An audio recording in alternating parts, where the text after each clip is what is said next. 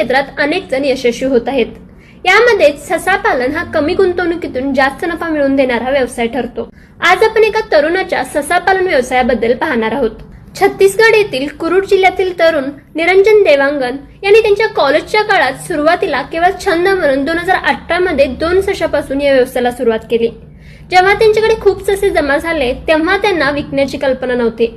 त्यामुळे YouTube आणि Google वरून अधिक माहिती घेऊन त्यांनी 2021 मध्ये देवांगन पेट्स फार्म या नावाने स्वतःचा व्यवसाय सुरू केला।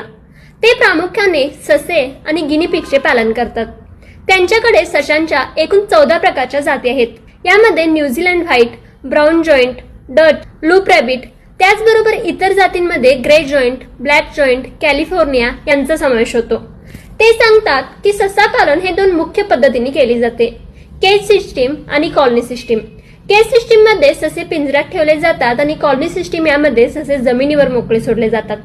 निरंजन यांनी स्वतःच पिंजरे तयार केलेत। पिंजऱ्यामध्ये फीडर बॉक्स आणि ड्रिंकर बसवलेले आहेत। त्यामुळे सशांना खाद्य आणि पाणी देण्यासाठी पिंजरा उघडण्याची गरज लागत नाही। या सशांना दिवसातून 2 वेळा त्यांचा प्रिय आहार हिरवा चारा दिला जातो। ते युनिट बेसवर काम करतात। एका युनिटमध्ये 7 मादी आणि 3 नर अशा एकूण 10 सशांचा समावेश असतो। एका युनिटमधून साधारणपणे 12 ते 15 हजार निव्वळ नफा मिळत असून सध्या वार्षिक उलाढाल 10 लाखापर्यंत होत असल्याचं ते सांगतात।